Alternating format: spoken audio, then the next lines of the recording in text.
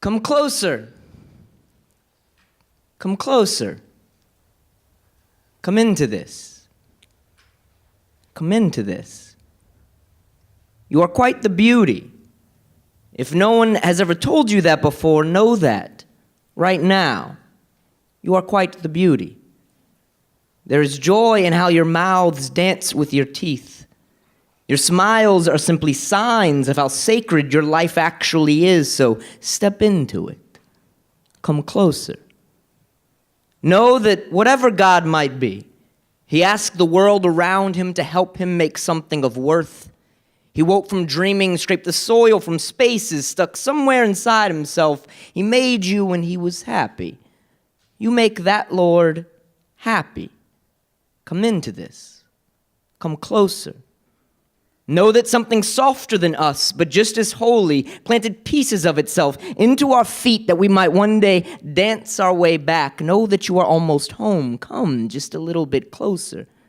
There are birds that beat their wings beneath your breastplates, gentle sparrows that ache to sing. Come aching hearts, come soldiers of joy, doormen of truth. Know that my heart was too big for my body, so I let it go. And most days this world has thinned me to where I'm just another cloud, forgetting another flock of swans, having shaved off so many of my corners that I felt at home only in the shape of a ball, bending myself so far backwards that the song of my mother believed I was returning home. But believe me when I tell you that somehow my soul still manages to squeeze itself into very narrow spaces. Place your hand beneath your head when you sleep tonight. Perhaps you will find it there. Making beauty as we sleep, making beauty as we dream, making beauty as we turn over. When we turn over in the ground, may the ghosts that we've asked our answers of do that turning, kneading us into crumbs of light and into this thing-loved thing called life. Come into it. Come, you wooden museums. Gentle tigers, little giants. I see teacups upside down, glowing across your grins. Your hearts are like my hands. Some days, all they do is tremble. I am like you. I am just like you. I too at times am filled with so much fear, but like a hallway must find the strength to walk through it. Walk through this with me. Through this church of blood, bone, and muscle that is ours, there is a doorknob that glows like chance before you. Grab it, turn, and pull. Step through, back straight, chin up, eyes open, hearts loud. Hearts loud. Walk through this with me. Walk through this with me. Thank you.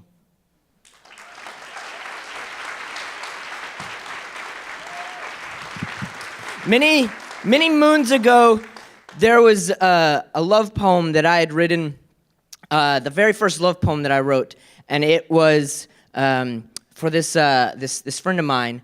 And then a few years ago, she posted this photograph on her Facebook of a small lemon tree in a pot sitting on a kitchen windowsill.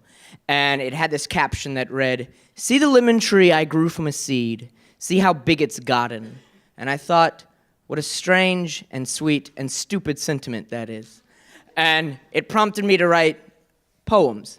Because I've found that, like most things in life, they swing on this spectrum of large and small and quiet and loud and love and hate, and it sort of seems to swing back and forth between those two far points on the spectrum. High-five me with your hearts. High-thousand me with your hearts. I know you have many of them. We all love many things. I love biscuits. I love little pancakes. I love cheeseburgers. I've loved more than just things that I chew with my mouth. I did love my wife. Sometimes I would chew my wife's shoulder in my mouth. Sometimes my wife, she was annoyed by this. But still, sometimes my wife did love me back. Some things that I have loved will never love me back. Random racist man upon the street. While your rhetoric may anger me, I still have love for you, though you probably will not love me back. Walrus, I love you.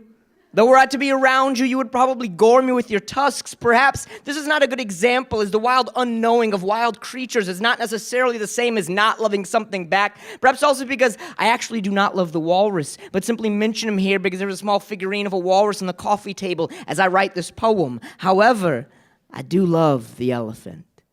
However, he too would probably gore me with his tusks. Again, not out of unlove, but perhaps fear.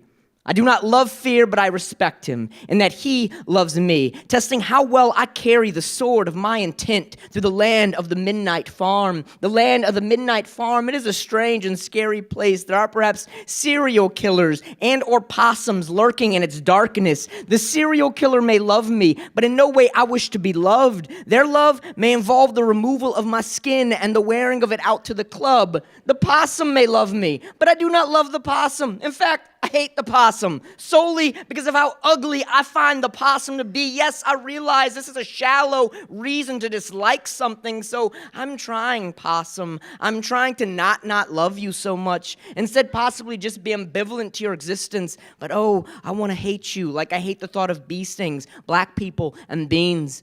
I put black people in there just to see if y'all were paying attention. I freaking love black people. I freaking love white people, though sometimes I find both of them to be trifling. Don't get me wrong. The only mother that I've ever had is black. The only wife that I ever had is white. But damn, if we humans are a trifling animal at times, but still, I love you, you mountains of trifle and futility, of perseverance and lightness, of incessant rowing towards the sun, even while facing it, wondering why there is no forward momentum. Turn around. Look at my many hands, holding up my many hearts and a many high-five salutation to you, Nina Simone, Paul Newman. So many things in this world I have loved. Rising with the sun, sleeping in late, little pancakes. And even though they didn't turn around once when she got gone, my wife's shoulders. Oh, lemon tree, I grew from a seed. How big you have gotten. You were so little when you were a seed, and now so big. And soon you will carry such round and lovely lemons, yellow and dimpled. When they grow too big for your thin branches and they leave this kitchen of mine, ask them not to forget it, this kitchen of ours. It is my favorite room in the house. And lemon tree, when you pick up to follow, please do think of me. I will think of you. Here, when my hands are far too empty and my tongue is far too sweet, I will think of the quiet poem that was your shape. Lemon tree, please bring a scarf with you. Wherever you end up, it may be cold. And if it isn't, perhaps you will vacation someplace where it is. Thank you.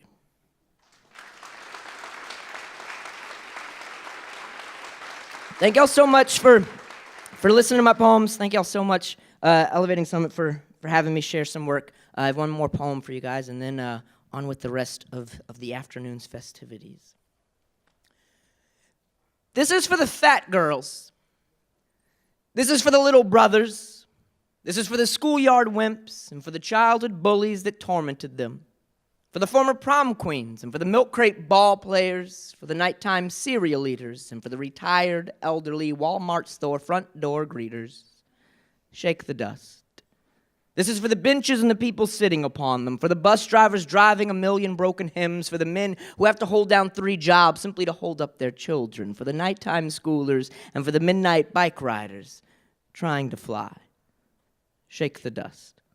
This is for the 2-year-olds who cannot be understood because they speak half English and half God. Shake the dust. For the boys with the beautiful sisters, shake the dust. For the girls with the brothers who are going crazy. For the ones who are going out of their minds. For the gym class wallflowers and the 12-year-olds afraid of taking public showers. For the kid who's always late to class because he forgets the combination to his lockers. For the girl who loves somebody else. Shake the dust. This is for the hard men who want love but know that it won't come. For the ones who are forgotten, the ones the amendments do not stand up for the ones who are told, speak only when you are spoken to, and then are never spoken to. Speak every time you stand, so you do not forget yourself. Do not forget yourself. Do not let one moment go by that doesn't remind you that your hearts beat thousands of times every single day, and that there are enough gallons of blood to make every one of you oceans. Do not settle for letting these waves settle and for the dust to collect in your veins. This is for the celibate pedophile who keeps on struggling, for the poetry teachers, and for the people who go on vacations alone, for the sweat that drips off of Mick Jagger singing lips, and for the shaking skirt on Tina Turner's shaking hips, for the heavens and for the hells through which Tina has lived. This is for the tired and for the dreamers, for those families that will never be like the Cleavers with perfectly made dinners and sons like Wally and the Beaver. This is for the bigots, for the sexists, for the killers, for the big house jail sentence cats becoming redeemers, and for the springtime that always seems to know to show up after every one of our winters. This is for you. Make sure that by the time the fisherman returns, you are gone. Because just like the days, I burn at both ends, and every time I write, every time I open my eyes, I'm cutting out parts of myself just to give them to you. So shake the dust and take me with you when you do, for this has never been for me. All that pushes and pulls, it pushes for you. So grab this world by its clothespins and shake it out again and jump on top and take it for a spin. And when you hop off, shake it again. For this is yours. Make my words worth something. Make this more than just another poem that I write, more than just another poem like just another night that sits heavy above every one of us. Walk into it, breathe it in, let it crash through the halls of your arms like the millions of years of millions of poets, coursing like blood, pumping and pushing, making you live, shaking the dust. So when the world knocks at your front door, you clutch the knob tightly, but then you open on up, and you run forward as far as you must, as fast as you can, into its widespread greeting arms, with your hands outstretched before you, fingertips trembling, though they may be. Thank you very much.